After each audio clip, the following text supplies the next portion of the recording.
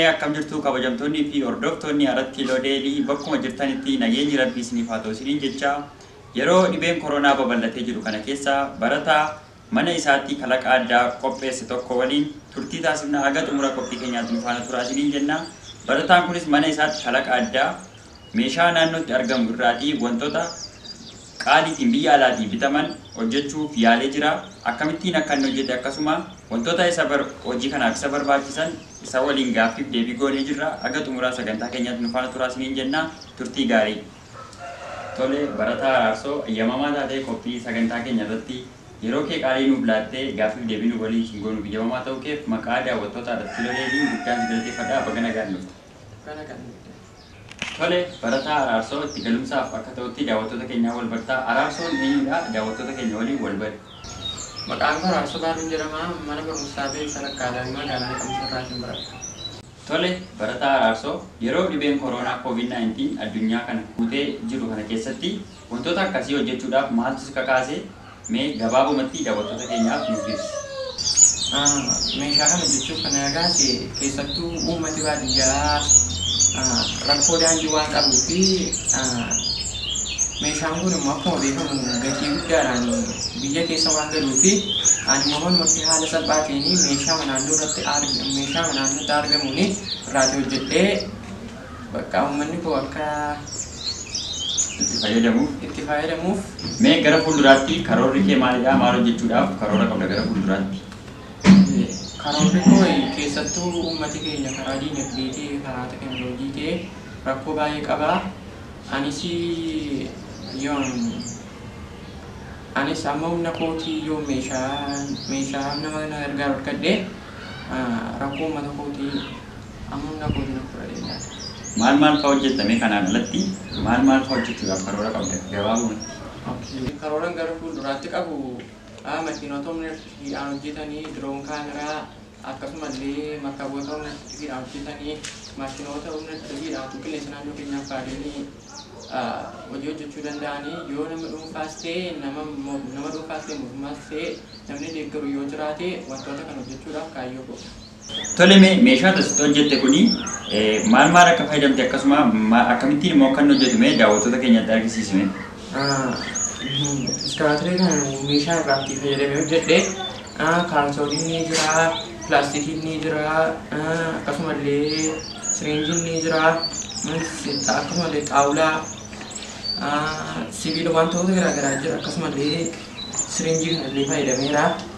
Mee siriinjiin kun maaliif fayyadame?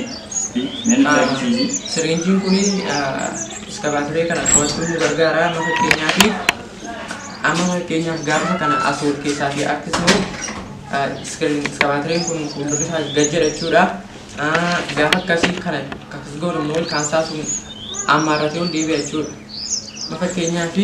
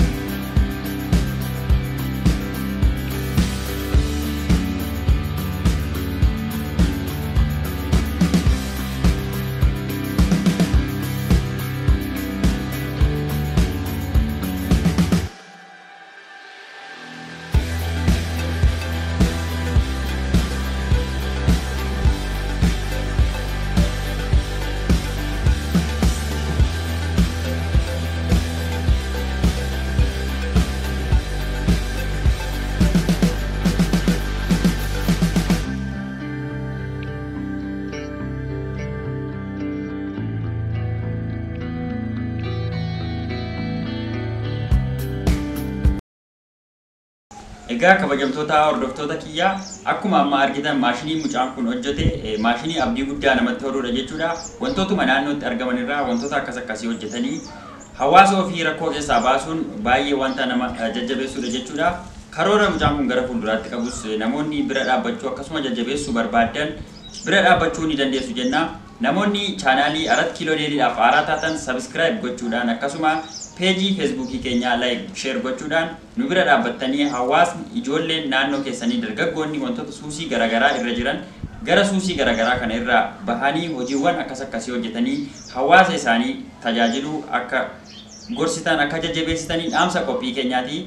An qopheessaan qophii kana yaadachuu dabaliin ture ogeessa kaameraa kiyyaa Dabalaa Tolosaa waliin ta'uufidha. Yeroo biraa viidiyoo biraatiin amma wal arginutti iddoo gaarii turaasiniin jenna galatooma.